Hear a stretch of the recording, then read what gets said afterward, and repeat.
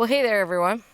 So I don't know about you guys, but I am feeling really overwhelmed in the garden this year. And this happens to me every year at this time of the year. I look around and I see all the plants left to plant and all the weeds I haven't pulled and all the watering and the fertilizing and the billion other things I should be doing in this garden, and they're not done. And a big part of me wants to be at the point in the garden where I can sit back and enjoy the space that I have created, but I have created a lot of work for myself. And I get overwhelmed, and it gets to the point sometimes where it gets so bad that I feel like it's an all or nothing thing where I'm like, what am I doing? This is insane. Now, I know this feeling is temporary, and I know that in, 2 weeks or whatever it takes, when everything is more or less under control, and it's just a matter of maintaining a few little things, I'm going to love this space and I'm going to enjoy a wonderful summer here. So sometimes this sort of garden overwhelmed feeling makes me not even appreciate what's here. And there are beautiful things happening in this garden amongst all the chaos that is also happening. And I think sometimes I miss these moments because I'm so focused on getting the stuff done that I forget to enjoy what is here right now. So that is what I am doing today. Today I am going to find beauty in my very unfinished, semi-unkempt garden, and I'm not going to look at weeds and projects and plants, and I'm just going to do a few little things that help me appreciate this space and that maybe I don't take the time to do as often. And so that's why I'm doing this, which is potting up these herbs in these cute little Wakefield handmade pots that I got over the winter, which are, let's be honest, completely impractical. If I forget to water these one day, they're probably going to be toast. But they're so cute and so pretty, and I love this little set. And I think herbs are the perfect use for this. So join me on this sort of garden appreciation moment in which I am not going to see all the things that need doing or all the weeds that need pulling. So one of the things that I almost never make time for at this time of year that I really enjoy doing is picking a bouquet of flowers from the garden. I haven't made a bouquet from the garden other than a handful of lilacs. Have not made a bouquet in the garden yet this season. So this is the first thing we're going to do because there is some beautiful things to make a bouquet from right now. So you know how Lady's Mantle is always one of my plants that I say everybody should have. I think I'm actually going to add some more to my garden this year because gosh, I just love it. I mean, these flowers are absolutely my favorite color, this chartreuse. And the leaves are great, and it just, it really tolerates a wide range of conditions that I really just appreciate so much. And it's basically maintenance free. And, when we're trying to appreciate our garden, maintenance free goes a long way. Makes you think about makes you think a little bit about what you're spending your time on in your garden. And because is there a way you could not be spending your time on that in the garden and doing something else that you would prefer?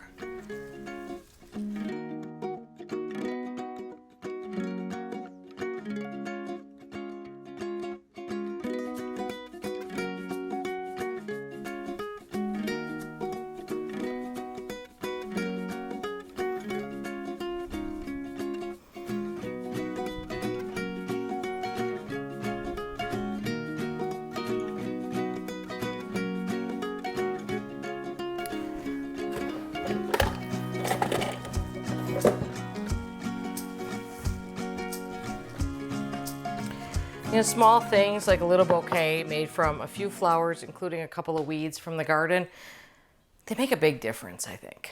So if you haven't just gone and picked a little bouquet from your garden, set it on your bedside table, just do it. Just the tiniest little thing. You'll never miss the flowers, I promise, but you will appreciate them on your bedstand. We have great sleeping weather, windows are open, and good night's sleep, I'm all about it these days because the mornings are early and the nights are late. We are working from dawn to dusk somewhere these days. So when Birch Living reached out to me and asked if I wanted to try out a mattress, I said, sure. I think sleeping and gardening go together. So Birch was nice enough to not only give me a mattress tryout, but to also sponsor this video. So Birch makes mattresses and sleep products that are environmentally conscious, non-toxic, and crafted with sustainably sourced organic materials. And that's important to me because if I go out of my way to use organic products in my garden, why in the world wouldn't I do the same for the mattress that I sleep on every night? And I also love that Birch works with ethical partners that adhere to strict social, environmental, and economic standards. But I'll be honest with you, the number one reason I went with Birch is because their mattresses come in a box. There is nothing worse than going into a mattress store and laying on a bed for like 30 seconds as though that's gonna tell you anything about how it's gonna sleep. So all the Birch mattresses, and we got the Luxe model, come rolled up. So Mr. Much More Patient took it up the stairs, and it is a little heavy. You probably want either one strong person or two normal people to carry it around. And then you just open up the plastic and it just opens up. One of the things that I was concerned about in getting one of these mattresses that is rolled up and sort of compressed was not just support, but also I was worried about off-gassing. I actually opened up all the windows before we unrolled it, and there was no need to other than that it was a nice day, because the wonderful thing about this Birch mattress is there was no off-gassing at all. There was at least no noticeable off-gassing, and that's because they use these organic materials in it. So the Birch Luxe mattress that we got is actually made up of 8 different layers of all organic materials. So that includes organic cashmere, organic New Zealand wool, organic cotton, 100% natural latex. And then there are over 1,000 individually wrapped steel coils in it. So you still get support in a mattress. So all of that is great. But if you don't sleep well on a mattress, then it's no good. So let me report to you that we've been sleeping on it for a week. And so far, we both really like it a lot. So maybe a week is not really enough to test out a mattress, but the nice thing is that Birch Living gives you a 100-night sleep guarantee on it, so you're going to feel comfortable knowing that you're going to really like this bed in the end. So I'm really loving my Birch Living mattress, and I think you guys will too. I'm enjoying falling into it at the end of a day of gardening.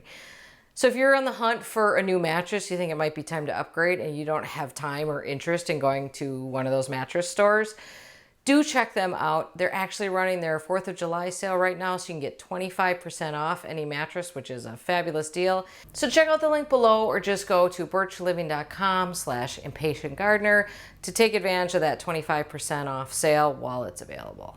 And now, instead of falling into this bed, let's go back outside and go find some wonderful, good moments to be looking at out there. So you don't have to go far to find something great to show you. Check out the Rosy Teacups dogwood. It's actually on its way out now. The flowers, which are actually bracts, start small and very light pink. Then they gradually deepen to like the color of my shirt, but maybe brighter. And now they're starting to fade again, so they'll be on their way out. This tree you will find listed as a zone 6, down to zone 6 as many places. As you know, I'm a zone 5. I bought this at a zone 5 nursery, and it's been hardy for me so far. We had a very mild winter last year, and I think that's why the flowering is as good as it is, because none of the buds froze out. Right here, I'm just noticing the really nice color and texture play here of the dark sedum, and the Hacknalacloa all gold, and then the blue globe spruce. That's not so shabby either. You gotta love the blue new foliage on these blue spruces. It's just the most intense silvery blue color ever. This viburnum is just finishing up on its flowering, but it's been so wonderful this year. I think because it hasn't been so hot this year so far, the viburnum flowers have just lasted so much longer than usual. Really beautiful one. The chives have been flowering for a little bit. They're always so pretty when they flower. I have been collecting the flowers and making chive blossom vinegar with it. There is a video on that, so if you're interested in that, it's delicious and wonderful and the easiest thing you'll ever make. I'm pretty sure this is Wine and Roses, Weigela over here. So unassuming, and then it just does this beautiful flowering. Really pretty. The Cat's Pajamas Napada is maybe my favorite napada. The only reason I would go with a different napada is if I wanted the subsessilus or if I wanted something a little taller, but in terms of color and blooming, You can't get any better than that. It's just fabulous, and the bees agree. This garden at the end of the driveway here has been worked on quite a bit this year. Fully weeded, we filled it in with a lot of things, but look at how beautiful the Veronicastrum is growing. This will get quite tall, but look at how beautiful it's looking. And more Allium Christophii in here. Just like, see if we can get in there. I mean, what a flower that is. I highly recommend you find that one because it's worth it. It's been a darn good year for the tricolor beech. It's put on a ton of new growth. I was a little worried about that, and then several people told me that, and I guess maybe I just never noticed or took note of this, that this is what it does. It produces a lot of long, kind of weak shoots, and then they'll harden up as they grow. So this is apparently just what they do.